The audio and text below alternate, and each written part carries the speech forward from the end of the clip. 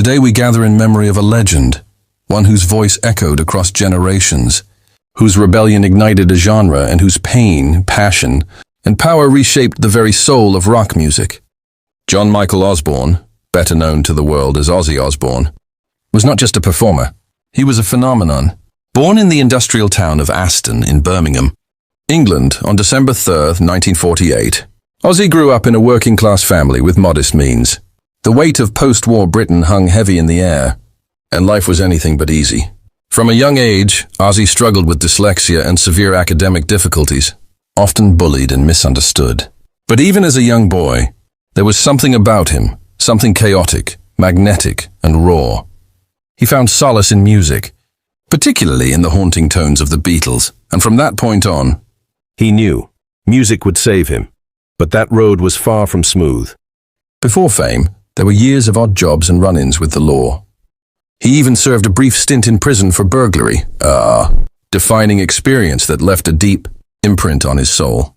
Yet it was this darkness that would later seep into his lyrics and performances, connecting with millions who also felt like outcasts in their own skin.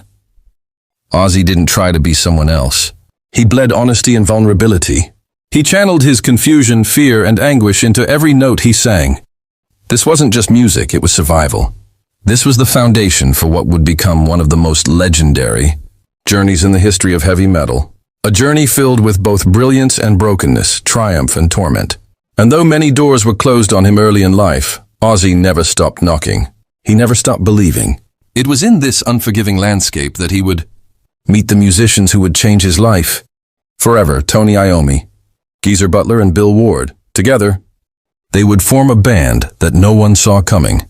But once it arrived, the world would never be the same. When Black Sabbath was formed in 1968, it was as if a storm had been summoned. With their debut album in 1970, the world was introduced to something eerily powerful, dark, doom-laden riffs and a haunting, unmistakable voice that seemed to rise from the depths of human despair. That voice belonged to Ozzy. He wasn't just the frontman of Black Sabbath. He was its soul. While other bands were singing about love and freedom, Sabbath was exploring themes of war, death, mental illness, and the dark corners of human nature. It was music that reflected the times, violent, uncertain, and brutally real. Ozzy's voice was the perfect vessel, ethereal yet grounded. It carried a sense of urgency and doom that cut through the noise of the era. Albums like Paranoid, Master of Reality, and Volume 4 became landmarks of heavy metal. Iron Man, War Pigs, and Black Sabbath weren't just songs, they were anthems for the disenchanted. Ozzy became a symbol of defiance, of facing inner demons head-on. But with success came excess. The band spiraled into a chaotic lifestyle of drugs, alcohol, and interpersonal conflict. Ozzy, often the most volatile of them all, struggled to maintain balance between the high of performing and the low of self-destruction. Eventually, in 1979, the inevitable happened. Ozzy was fired from the very band he helped create. It was a crushing blow, one that could have ended his career entirely. But in true Osbourne fashion, he turned pain into propulsion. From the ashes of failure, he rose again. And what came next was nothing short of extraordinary. With a new team, a new sound, and renewed fire, Ozzy would begin his solo career, one that would push boundaries, shock the world, and etch his name even deeper into music history. But make no mistake, he carried the ghosts of his past with him, and they would never fully leave his side. Ozzy's solo career was a blazing second act, and it proved what many already knew. He was a star in his own right. Teaming up with guitar prodigy Randy Rhoads, he released Blizzard of Oz in 1980, a record that would go on to define a new era of metal. Songs like Crazy Train and Mr. Crowley weren't just hits, they were declarations. Ozzy was back and he was here to stay. His stage presence was wild, unhinged, and unforgettable. Bat-biting theatrics and elaborate stage sets became the norm. He was larger than life, both a caricature and a cautionary tale all rolled into one. But amid the chaos, there was always real artistry. Albums like Diary of a Madman, Bark at the Moon, and No More Tears showcased a maturing musician with a deep sense of melody and emotion. Even as his persona became increasingly outrageous, his music remained sharp, poignant, and powerful. Yet behind the spectacle, the struggle continued. Ozzy's life was punctuated by loss and addiction. The death of Randy Rhoads in a tragic plane crash in 1982 devastated him. It was a wound that never fully healed, one that brought him to the brink of giving up. But he kept going because that's who he was. He was the Prince of Darkness. Yes, but also a deeply human soul, plagued by guilt, haunted by memories, and desperate for peace. Through it all, one figure remained a constant force of stability, his wife, Sharon Osbourne. She wasn't just his partner, she was his lifeline. Through storms of addiction, public scandals and personal breakdowns, Sharon stood by him.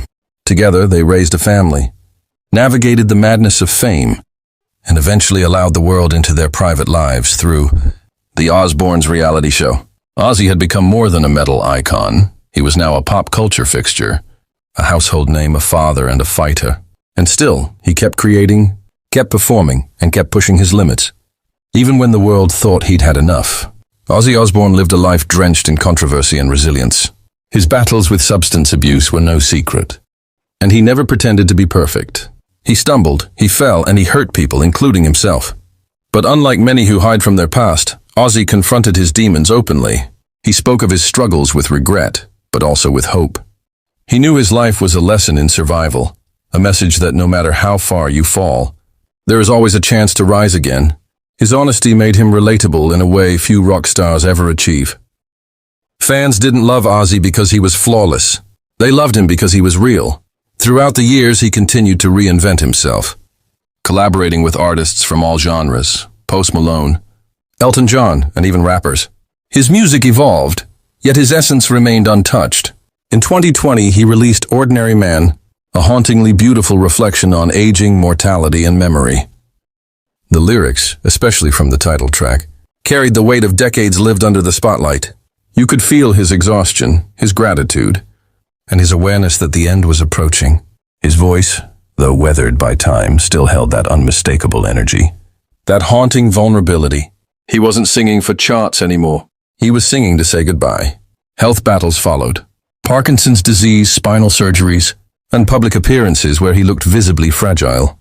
And yet, he never lost his humor, his honesty, or his rebellious spark. Even when his body betrayed him, his spirit remained defiant. In interviews, he expressed fear, not of death, but of leaving behind unfinished songs, unspoken words, and the fans who had stood by him all his life.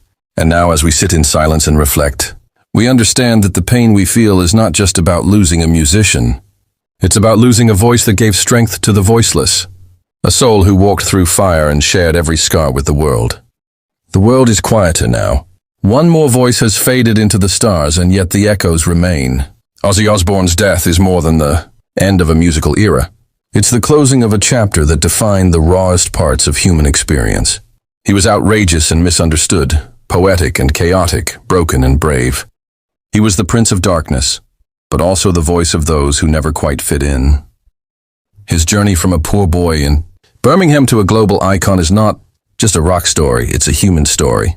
He lived loudly, unapologetically, and he never stopped trying, even when the world doubted him, even when he doubted himself. As fans, we carry his legacy not just through playlists and posters, but in how we face our own battles. Ozzy taught us that it's okay to be different. It's okay to be afraid. What matters is that we keep going, that we keep screaming into the void, hoping someone hears us. And thanks to Ozzy, millions did.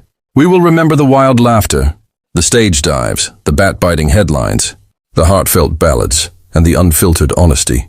We will remember the husband, the father, the friend, the fighter. So today we say goodbye to a legend. But we do not bury him, because legends like Ozzy never truly die. They become the soundtrack of our souls. They live in every scream at a concert, every tear during a song, every teenager who picks up a guitar and dares to be different. Rest in peace, Ozzy Osbourne.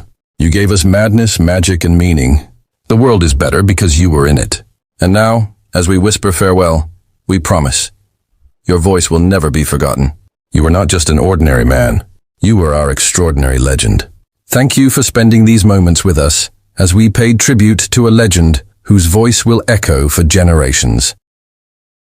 At Wasaib Info TV, we bring you stories that matter, voices that shaped our world, and memories that deserve to live on. Subscribe and stay with us as we continue to honor the lives of those who left an everlasting mark on history. Rest in peace, Ozzy. You will never be forgotten.